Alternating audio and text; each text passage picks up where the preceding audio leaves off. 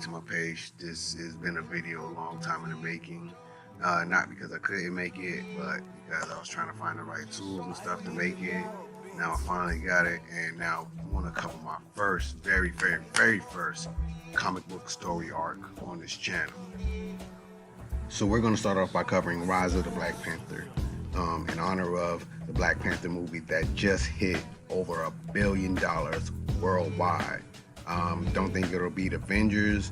Now, don't think it will top the next Avengers movie, but hey, you never know. So I will go ahead and apologize for the audio, recording different tracks on different days. It's only me. I don't have no engineer or anything like that. It's just me recording, little ass microphone. Yeah, let's get into the story. So we start the story off with the Black Panther Azzuri, father of King T'Challa and grandfather of King T'Challa, putting the chokehold of Steve Rogers, Captain America. I'm guessing Cap had stumbled on Wakanda and was told to leave, but he didn't heed the warning. So, he had to put them hands on him. Captain America is like, look, I want to talk to you about your precious resource, vibranium. As soon as he mentions that, King Azzuri is like, nah, you can't steal it. And it doesn't help that Cap, brought a platoon of niggas with him. I mean, you can't talk to me about business if you got 20 other goons with you, you know what I mean? All of a sudden, out the blue, Nazis show up. I don't know how they got there. I don't even know who this chick is in front, but I mean, she ain't a bad looking Nazi. But nah, so they put their beef to the side, battle the common enemy. King Azzuri was so impressed with Cap's ability, he gave him some vibranium on consignment, you know what I'm saying? So I'll admit at first, this story was a little bit hard to follow at first because I didn't know if it was T'Chaka or T'Challa who this story was being told by or being told to, but it ends up as being T'Chaka. So T'Chaka is talking to the royal advisor. He's basically saying Azzuri was foolish for giving up the vibranium to an outsider. But Azzuri wasn't called Azzuri the Wise for nothing because he knew Cap would keep Wakanda secret because the network of spies around the world were saying that America is still in the dark about Wakanda. And these two meet up with T'Chaka's brother, Sion. I don't know how to pronounce that. They should really tell us how to pronounce these names because I'm about to butcher all these names up. But now we have T'Chaka meeting up with Nyam. I mean, it's spelled N''YAM. I don't know. But she's the love interest of T'Chaka and also the chief science officer of Wakanda. And that she works alongside T'Chaka whenever he goes out to investigate vibranium usage outside of Wakanda. And she's also developing new technology for vibranium for Wakanda. So now we have T'Chaka talking about getting up in new guts because he wants Nyam to have him the little Black Panther puppies, or whatever, little Black Panther kittens or whatnot. And she's all in, but she also wants Wakanda's technology to advance and wants her kids to be the first Wakanda to space. So now we have Nyam hard at work in her lab developing more Wakanda technology, and we see how hard she works. She's there day and night. And now we move over to the marketplace where her and T'Chaka are just walking through the common area, whatnot, with the common folks. And he's amazed how she deals with the commoners, but she's like, we're from Wakanda, nobody's common. Right now you can see them talking to the gods, including the Panther goddess Bass, and I didn't know Bass was a female. But anyways, the gods approve of the marriage because they see how Nyam is going to advance Wakanda's technology.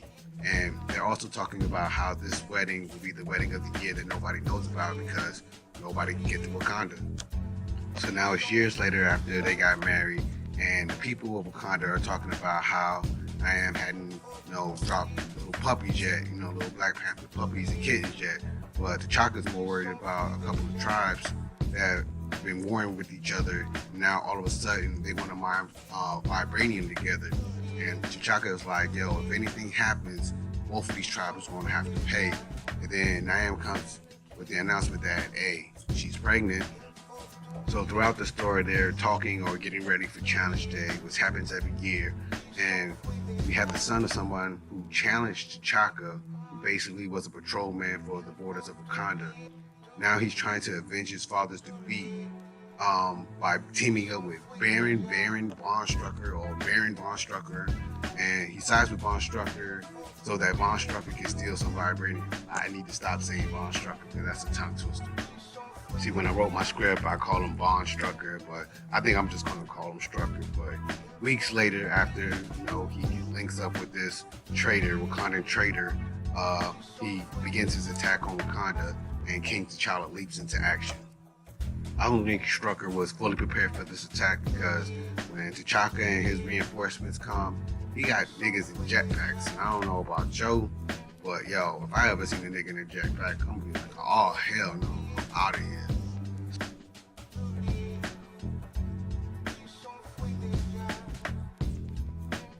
So yeah, Strucker wasn't ready for this. Cause as soon as he seen niggas in jetpacks, he calls for an immediate retreat, and I don't blame him. I'd retreat if I seen a nigga in a jetpack. I told y'all. So after the battle, they're assessing the damage, and news comes through that the queen has fallen ill. Desperate to save his queen, T'Chaka calls on the only other outsider that he trusts, Howard Stark. At first, he questions Stark on how Von Strucker could have gotten into Wakanda, and Howard was like, look, I'll throw Nick Fury under the bus for some consignment of vibranium. So T'Chaka's like, I feel you, but is there anything you can do to help me out with my wife? So T'Chaka sends one of his agents to go pick up an agent from S.H.I.E.L.D. And he's like, yo, y'all from Africa, but how y'all got flying ships? We ain't got no flying ships. And all of a sudden, the two agents are attacked by agents of Hydra. And the Wakanda agent, she counterattacks and tries to escape, but they blow her ship out of the sky. Meanwhile, back in Wakanda, the queen is giving birth to T'Challa. And T'Chaka is like, he has your long legs and long arms. And the queen is like, well, you got your big ass head. But shortly after that, she dies. And after she dies, T'Chaka is all messed up. He's drinking, smashing randos left and right, all messed up in the game. And the only thing that is keeping him sane is seeing T'Challa grow up. So later on, we have T'Chaka meeting up with the Dora Milaje because they lost T'Challa. And they're like, well, shit happens. And then all of a sudden, a strange woman comes up carrying T'Challa and like, hey, I think you lost something. So T'Chaka shoots his shot. But she says she's Ramonda, a South African refugee who's looking for allies to help fight against apartheid in South Africa. And next thing you know, hey, he done wiped her up. But the Wakandas, they really ain't feeling that because she's an outsider. So a few years goes by, and they're in the middle of a celebration honoring the dead. Then boom, guess who steps in the room? Is Ulysses S. Claw, or Ulysses as some of my country folks say. And he's telling everybody to get butt naked and give up the vibranium by using sonic weapons that jams the Wakandan defenses. So as the battle starts, T'Challa is ready to jump into action, but Azzuri is like, nah, you ain't ready for this, little man. And Claw turns to T'Challa, getting ready to blast him, but his father, T'Chaka, jumps in the way of the blast, killing him. So Claw gets another opening and aims at T'Challa again, but this time he's stopped by a spear through the arm by Azzuri.